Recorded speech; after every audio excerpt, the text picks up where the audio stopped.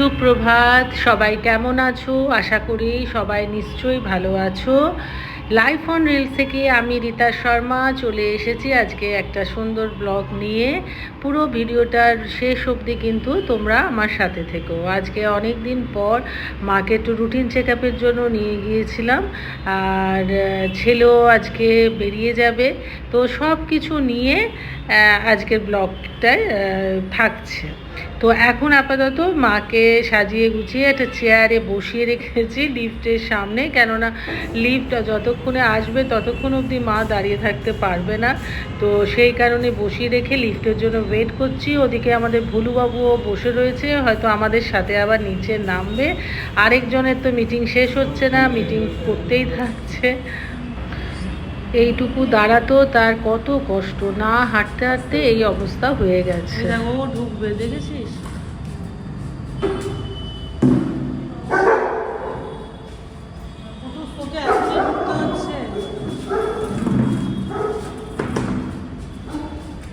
চল চল চল, ঢুকবি তো চল। চল চল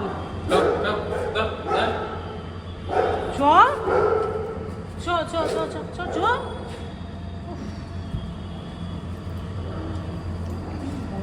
আর এইটা ধর, এটা দরজাটা আরেকবার দেখে আসি।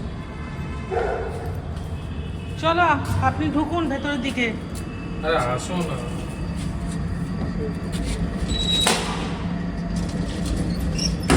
এসেছে? হ্যাঁ, তাই জানে ওরা কি করে, একবার এই লিফট একবার ওই লিফট। লিফটটা কালকে খুব আওয়াজ হচ্ছে। এদিকে এদিকে।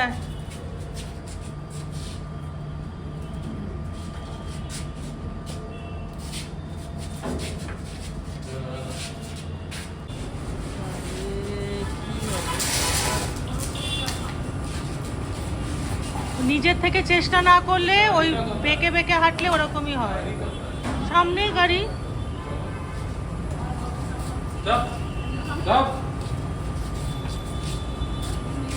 নিজের থেকে কোনো চেষ্টা নেই। যে অনেক বলে বলে আমার মুখ ব্যথা হয়ে গেছে। আরেকজন এক্সারসাইজ করছে ওখানে। वो सामने सीट में बैठेगा क्या पता। नहीं राभा, तुम एक हाथ पकड़ लो ना, मैं वो दरवाजा खुला रखा।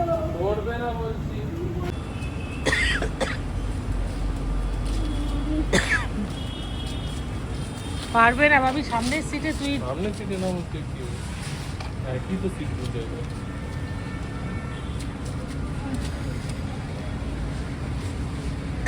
বাবারে আমারও কাশি হয়ে গেছে। তুই ব্যাগটা তাহলে পেছনে রাখ।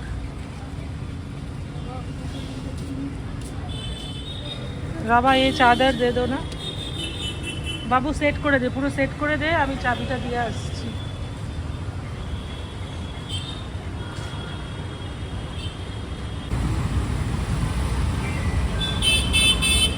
যা উঠে যা, ওকে সাইড করতে বলা যায়। নাতি একেবারে পাশে নিয়ে বসে ড্রাইভ করবে, তো মা দুগ্গা দুগ্গা করে নিল। যাই হোক, যেই ডাক্তারকে দেখায় মাকে তার কাছেই এখন নিয়ে যাচ্ছি। আসলে এখন মায়ের হাঁটা চলা এতটাই মানে খুব বাজে পরিস্থিতি হয়ে গেছে যে সেই কারণে আমার না একা নিয়ে যাওয়াটা খুব প্রবলেম হয়ে যায়। তো ভাবলাম ঠিক আছে, ছেলেটাও তো চলে আসবে, চলেও এসছি, আমরা পৌঁছে গেছি। এই যে নিউ লাচিত মেডিকেল, এখানে অনেকবার নিয়ে এসেছি। ডাক্তারটা মানে যিনি ডাক্তারবাবু মেডিকেলে আছেন, মেডিসিনের ডক্টর, তো খুবই ভালো।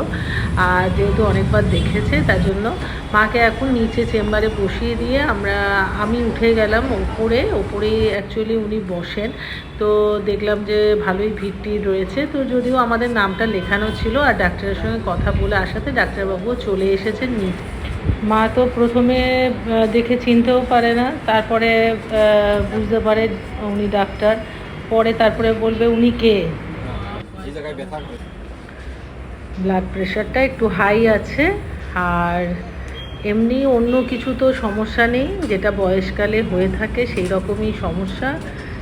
আর যাই হোক, দেখানো হয়ে গেছে। এবার নাতি চলে যাবে, তার জন্য এখন নিজের রুম থেকে বেরিয়ে এসে এখন নাতির কাছে বসেছে।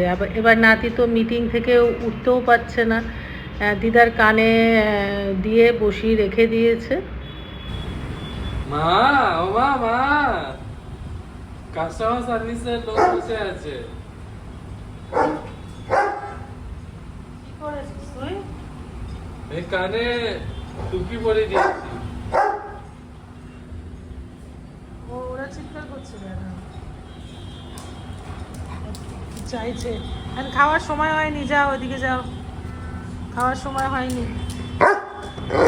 দেখতে দেখতে অনেকটা সময় কেটে গেছে। এখন জোর করে বলে ধমক দিয়ে তাকে ওঠানো হলো, কারণ ফ্লাইট মিস হয়ে গেলে কি অবস্থায় হয়ে যাবে তখন সেটা বুঝতে পারছে না। আবার সঙ্গে করে আরেকজনকে তো লেজুর নিয়ে যাচ্ছে, ওর পাপাকে। জীবনে লোকে অনেক ভুল করে। আমার একটা ভুলের পার্স, পাপের পার্স, কি বলে? পাপের পার্টি না। এবারে এসে সত্যি করে কাজের প্রেশারে মানে কারোকে মানে সেভাবে সময় দিতে পারেনি। ব্যাস, দিদার অবস্থা দেখো। ভাবি কেন করছিস ওরকম? ওই দেখো ক্যান্ডি কি করছে দেখ। আবার চলে আসবো। তো ঘরেও ব্যাঙ্গালোর নিয়ে যাবো। আবার কথা ব্যাঙ্গালোর নিয়ে যাব, শুধু শুধু ইয়ে করে। শুধু শুধু কেন? আমি শুধু শুধু কি বলেছি? আমি তো ভেজা হয়ে যাবো।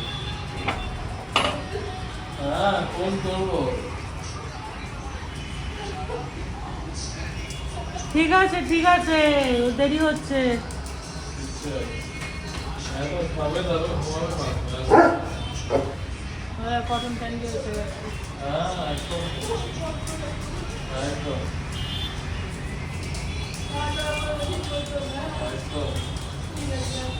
এ নাও। হ্যাঁ, হ্যাঁ। ঠিক আছে বাবু, লেট হচ্ছে, চলো। ঠিক আছে। তুই জানতো তো না এরকম। তুমি ওখানে বসে ইয়ে করো, আমি চলে আসবো তাড়াতাড়ি।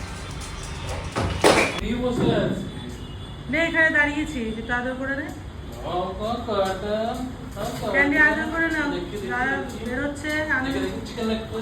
আবার কেন করছিস?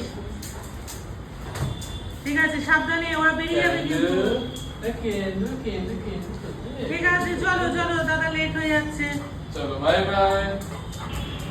ওকে তো ঠেলে ঠেলে একেবারে বের করতে হয়। ওর মানে হুঁশই থাকে না যে কটার সময় বেরোতে হবে, টাইমে পৌঁছাতে হবে। আর আমার ভীষণ একটা টেনশন থাকে যে কোনো কারণে যদি রাস্তায় কোনোভাবে মানে অসুবিধা হয়ে যায় তাহলে মুশকিল হয়ে যায়। গাড়ির মধ্যেও কাজ করতে করতে পৌঁছে গেছি এতক্ষণে, মানে চলে এসেছি এয়ারপোর্টে। তো আজকে এয়ারপোর্টটা দেখলাম বেশ ভালোই ভিড় আছে। আর আরেকজন তো যাচ্ছে সাথে, তার তো আনন্দের আর শেষ নেই, কেননা আমি যাচ্ছি না। বাবা, সে এখন এবারে সুযোগ পেয়েছে ছেলের সাথে। যাই হোক, ওরা ভালোভাবে গিয়ে পৌঁছে যাক, এটাই আমার এখন বাড়ি ফিরবো একা একা, খুব মনটা খারাপ লাগছে। ছেলেটা এবারে খুব কম সময়ের জন্য এসেছে, আর কাজটা নিয়েই ব্যস্ততার মধ্যে ছিল। তারপরে তো আমাকে নিয়ে তারপরেও বেরিয়েছে। যাই হোক, তোমাদের কীরকম লাগলো ব্লগটা অবশ্যই জানিও কমেন্টসে।